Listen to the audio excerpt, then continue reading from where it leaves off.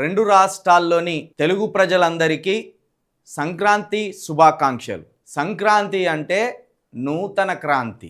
సూర్యుడు ఒక రాశిలో నుండి మరొక రాశిలోనికి ప్రయాణించే క్రమంలో కాంతి మార్పులు చెందుతూ ఉంటుందని అంటారు.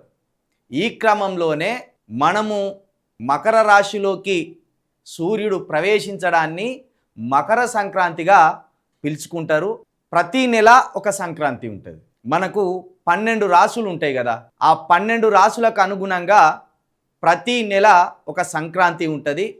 ప్రతి రాశి మీద కూడా ఒక సంక్రమణం జరుగుతుంటుంది. ఆ సూర్యుడు ఒక రాశిలో నుండి మరొక రాశిలోకి సంక్రమణం జరిగే సమయాన్ని సంక్రాంతిగా శాస్త్రాలు చెప్తున్నాయి. కాబట్టి ఈ మకర సంక్రాంతి అనేది సూర్యుడు ఒక రాశిలో నుండి మకర రాశిలోకి ప్రవేశించే కాలం గనక ఇది పంటల కోతల కాలం. ఈ పంటల కోతల కాలం సందర్భంగా దీన్ని ఒక ప్రకృతి పండుగగా కూడా జరుపుకునే అవకాశం ఉన్నది. ఈ సంక్రాంతి పండుగను తమిళులు పొంగల్గా జరుపుకుంటారు, ఆంధ్రులు సంక్రాంతిగా జరుపుకుంటారు, తెలంగాణ ప్రజలు కూడా దీన్ని కొంత ఘనంగానే జరుపుకుంటారు.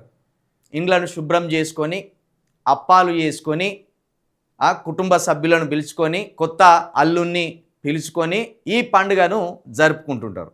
అయితే తెలంగాణ కంటే కూడా తమిళనాడు అదేవిధంగా ఆంధ్రప్రదేశ్లో సంక్రాంతిని వివిధ పోటీలు నిర్వహించుకుంటా కొంత ఘనంగా జరుపుకుంటారు.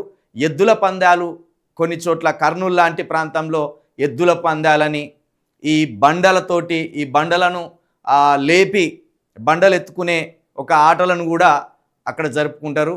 ఇక భీమవరం ప్రాంతానికి, పశ్చిమ గోదావరి జిల్లాల ప్రాంతాలకు వస్తే అక్కడ కోడి పందాలను కూడా నిర్వహిస్తుంటారు. ఇక అదేవిధంగా తమిళనాడుకు పోతే అక్కడ కూడా ఎద్దుల పందాలు, ఆ ఎద్దులతోటి పోటీలు కూడా పెడతారు. అక్కడ దాన్ని జల్లికట్టు అని కూడా అంటారు. సంక్రాంతి ఆంధ్రులకు పెద్ద పండుగ, అదేవిధంగా తమిళులకు పొంగల్ పేరుతోటి ఒక పెద్ద పండుగ. కాబట్టి సంక్రాంతి శుభాకాంక్షలు అందరికీ మరొకసారి.